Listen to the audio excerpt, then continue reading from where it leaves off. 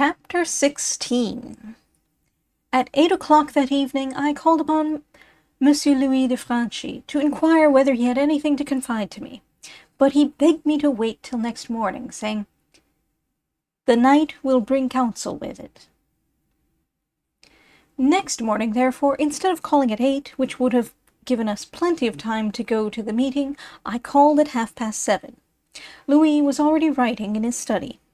He looked up as I entered, and I noticed how very pale he was. "Excuse me," he said. "I am writing to my mother.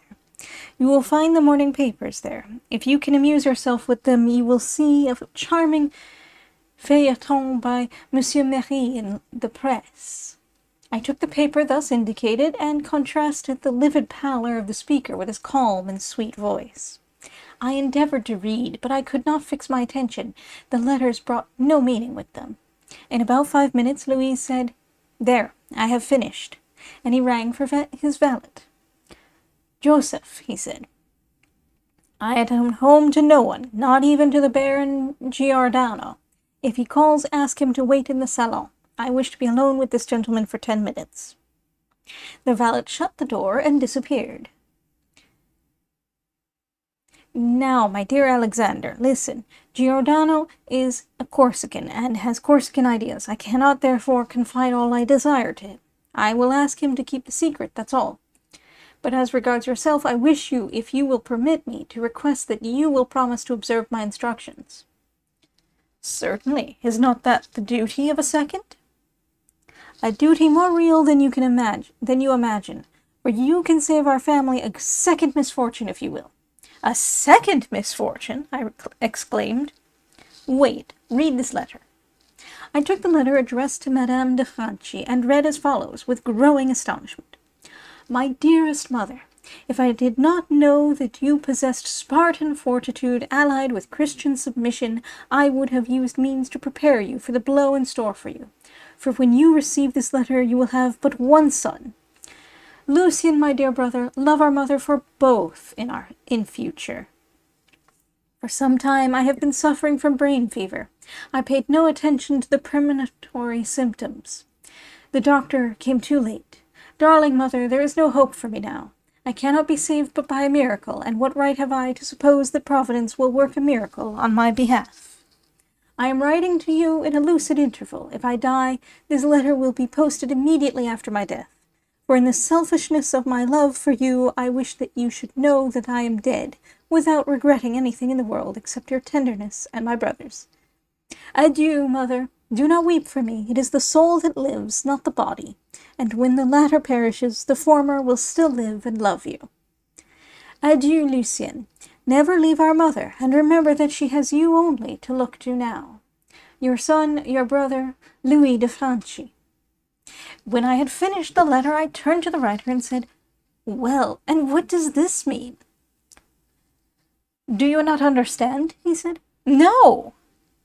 "I am going to be shot at 10 minutes past 9. "You are going to be shot?" "Yes." "You are mad. Why, what has put such an idea into your head?" "I am not mad, my dear friend. I have been warned, that's all." "Warned? By whom?" "My brother has already told you, I think, that the male members of our family enjoy a singular privilege." "True," I replied, shuddering in spite of myself. "He spoke to me about apparitions." "Quite so. Well, then, my father appeared to me last night. That is why you find me so pallid. The sight of the dead pales the living."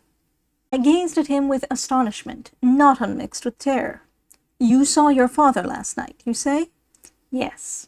"And he spoke to you?" "He announced my death." "Oh, it was some terrible dream." "It was a terrible reality." "You were asleep, my friend." "I was wide awake. Do you not believe that a father can appear to his son?"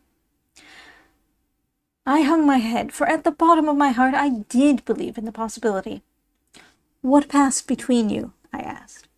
"It is a very simple and very natural story. I was reading, expecting my father, for I knew if any danger threatened that he would appear to me, and at midnight the lamp burnt low, the door opened slowly, and my father appeared." "In what form?" I asked. "Just as if he were alive, dressed in his usual manner. Only he was very pale, and and his eyes were without expression. "Good heavens!" I ejaculated. He slowly approached my bed. I raised myself with my elbow and said, "You are welcome, father." He came close and regarded me fixedly, and it then appeared to me as if some sort of paternal solicitude was expressed in his face. "Go on," I said. "This is terrible." Then his lips moved, and though I could hear no sound, I seemed to hear his words distinctly, though distant as an echo. What did he say? "Think of God, my son." "I shall be killed in this duel, then?" I asked. I saw the tears roll down the pallid visage of the spectre. "And at what hour?" He pointed towards the timepiece. I followed the direction of his finger. The clock showed 10 minutes past 9. "So be it, my father," I said. "God's will be done. I leave my mother, but I rejoin you." Then a faint smile passed over his face. He waved me a sign of farewell and glided away. The door opened as he advanced towards it, and when he had disappeared, it shut of its own accord. This recital was so simply and so naturally told that it was evident to me the event had occurred just as de Franchi had related it, or he was the victim of an illusion, which he had believed to be real in consequence of the preoccupation of his mind, and was therefore all the more terrible. I wiped the perspiration from my forehead. "Now," continued Louis, "you know my brother, don't you?" "Yes." "What do you think he will do when he learns that I have been killed in a duel?" "He will leave Sulicaro at once to challenge the man who has killed you." "Just so, and if he is killed in his turn, my mother will be thrice a widow, widowed by the loss of her husband, widowed by the loss of her 2 sons. "Ah, I understand. This is fearful." "Well, this must be avoided, and that is why I have written this letter. Believing that I have died from brain fever, my brother will not seek to avenge me, and my mother will be the more easily consoled, knowing it was the will of God, and that I did not fall by the hand of man. At least—" "At least what?" I repeated. "Oh, nothing," replied Louis. "I hope that will not come to pass." I saw that he was referring to some personal fear, and I did not insist farther.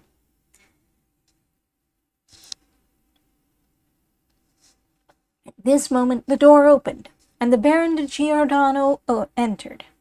"My dear de Franchi," he said, "I respect your privacy more than anything, but it is past 8, and the meeting is appointed for 9. We have quite a league and a half to drive, and we should start at once."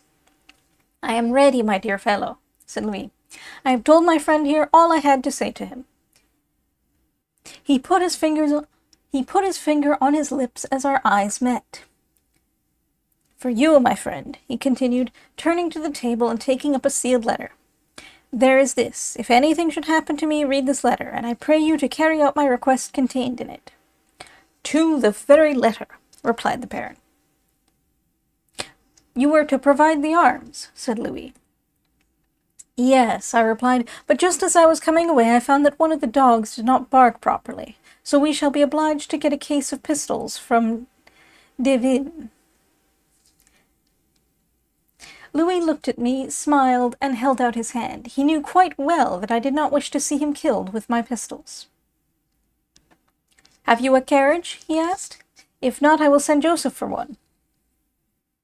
"My coupé is here," said the Baron, "and can carry 3 at a pinch. Besides, my horses will take us more quickly than a fiacre." "Let us go," said Louis. We went downstairs. Joseph was waiting at the door. "Shall I accompany you, sir?" he said. "No, Joseph," replied his master. "I shall not require your services today." Then, stepping back a pace and pressing a roll of gold into the man's hand, he said, "Take this, and if at any time I have appeared brusque to you, pardon my ill humor." "Oh, monsieur," said Joseph, and with tears in his eyes, "what is the meaning of this?" "Chut!" said Louis, and he sprang into the carriage. "He is a good servant," he murmured, "and if either of you can ever be of use to him, I shall be obliged." "Is he about to leave you?" said the Baron. "No," said Louis, smiling. "I am leaving him, that is all." We stopped at Devim just long enough to secure a case of pistols, powder, and bullets, and then resumed our way at a brisk trot.